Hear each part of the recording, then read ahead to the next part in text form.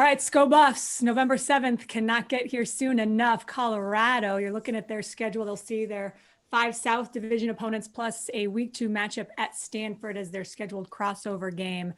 And how about it? The Karl Dorrell era set to kick off against a program the Buffs' new coach is quite familiar with. Dorrell, of course, went to UCLA, got his first head coaching job there as well. And another great footnote on that opening matchup, Karl Dorrell's very first game as the Bruins head coach back in 2003 was against Colorado at Folsom Field. So, Coach Dorrell, here we are, 17 years later. Amazing how things kind of come full circle. What was your just initial reaction when you saw the Bruins pop up as your opening matchup?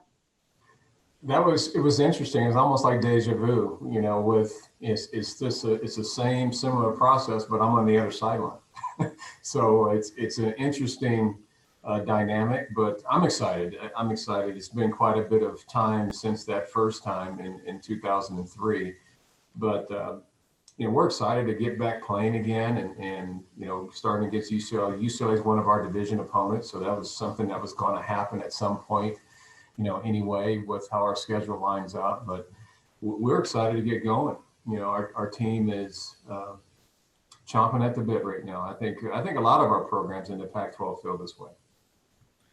Couldn't agree more. Same for us broadcasters. Like, we can't get to talk about you guys and watch some football as well. With that said, what is the update on your program and when you'll be able to practice in your community based on everything going around with COVID-19? Well, our current update is we're in that kind of we call it pre-practice session going into the training camp aspect of things, which starts on Friday. And our campus is allowing us to do workouts in small groups of 10. So we have about 117 guys on our team.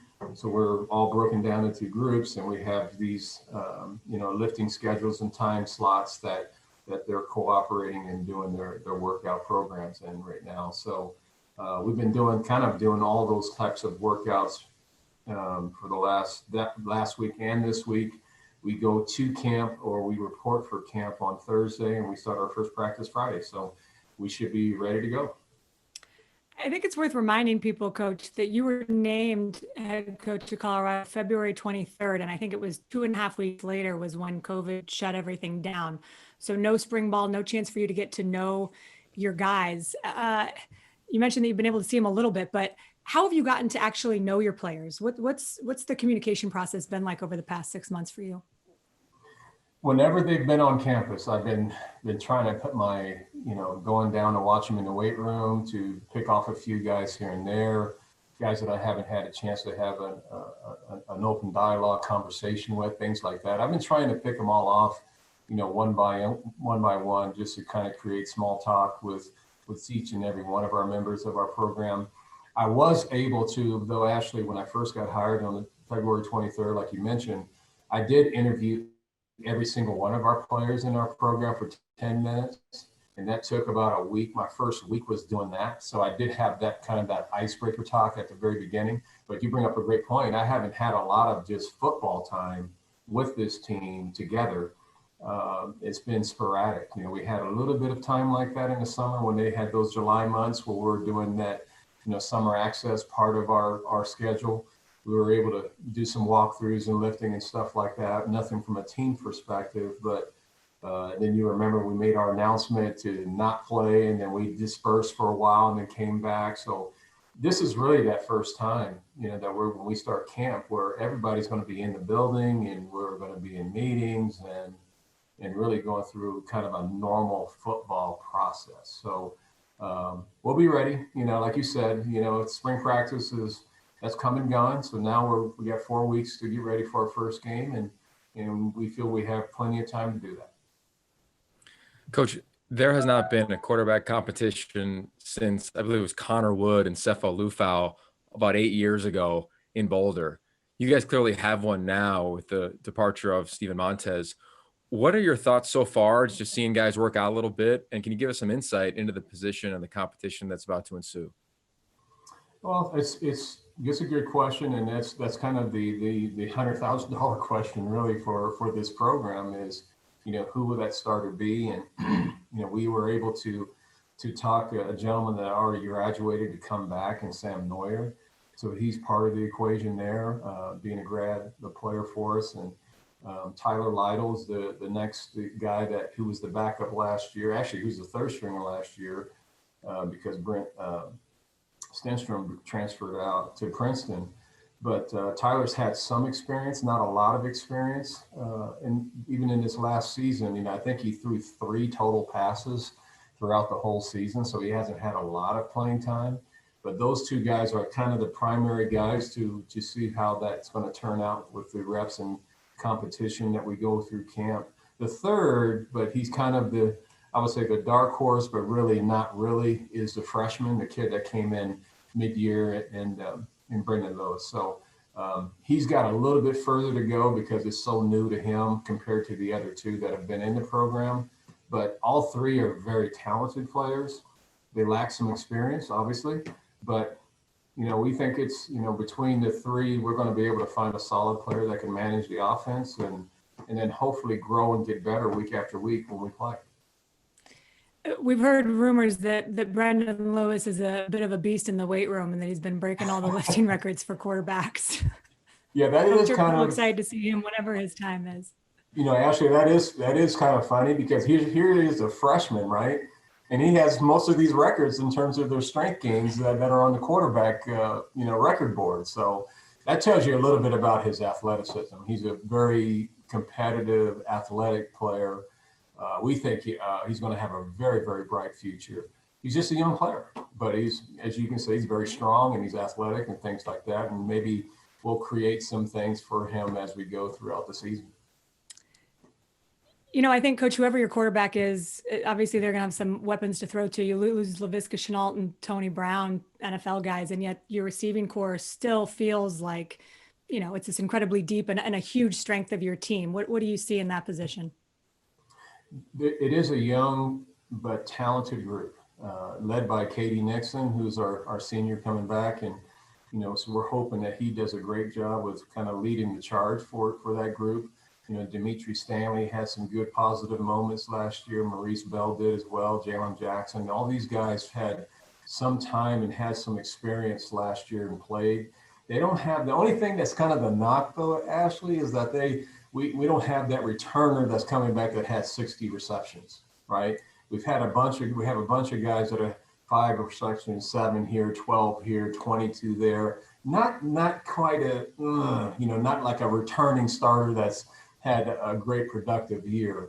We haven't had that type of, in terms of what's coming back in our program. But we feel KD is the leader of that, Katie Nixon, and we're hoping that he has a great year for us, this 6-game stretch.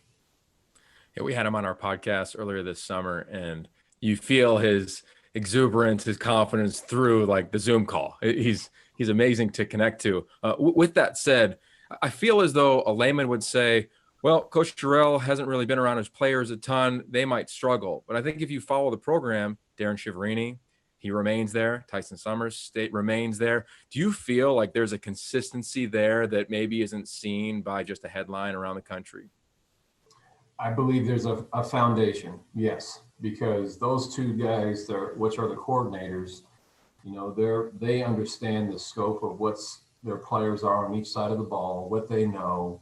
So we've changed a few things in terms of scheme and, things that we're doing from a schematic standpoint on both sides of the ball, but we did it really with minimal terminology change. So in other words, the same buzzwords and things that they heard last year are really the same terms they're going to hear this year. It might be a little tweak in a system or 2, but it was important that I kept that type of continuity, given how late I was hired, to try to not be in too bad a shape, going into the season. So I think Darren's going to do an excellent job being our leader of the offense, and Tyson, who's had experience as a head coach and as a coordinator in other places, I think he'll continue to grow and be better as a defensive coordinator too. So we feel like we do have a pretty good foundation. And Karl, I think that continuity speaks to another impressive thing that I want to make sure people understand, and that's the fact that a lot of recruits could have pulled their commitments and gone elsewhere when Mel Tucker left, especially given the timing of it all. Not a single one of them did. Every player in the incoming freshman class stayed committed. How is that possible?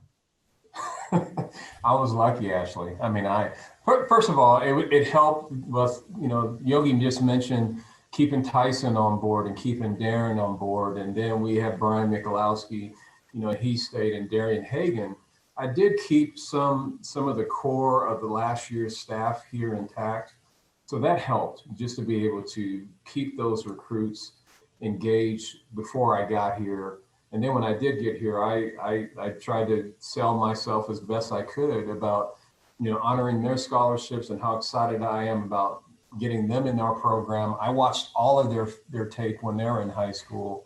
I looked at the class and studied them, and I really was impressed with, who they were coming in. And we talked a lot of ball along the way of me introducing myself. And I think they felt comfortable. I just felt they felt comfortable that, things are going to be fine. There's a new head coach that didn't recruit me, but I like him. He seems like to be a stand-up guy. He says all the things that I want to hear. So I think all of those things worked out in my favor. And that class that you're talking about that's here and was here this summer, they're fabulous. I mean, there's a lot of those guys that are going to have a chance to play for us and help us this fall.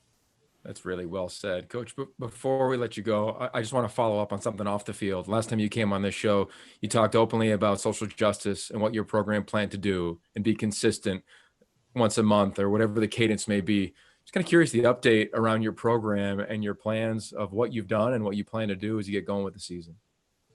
That's a good question again, Yogi. And yes, we are going to be proactive. Throughout the season, we've had discussions with our team. There's going to be things that we're going to say that we're going to wear in pregame that are going to, show our unity and the things that we stand for. That will have signage, whether it's on the helmet or whether it's a T-shirt, or we're still going to be involved in some community endeavors when we get a chance to. COVID is kind of restricted, a lot of stuff to do in group gatherings of big proportions out in public.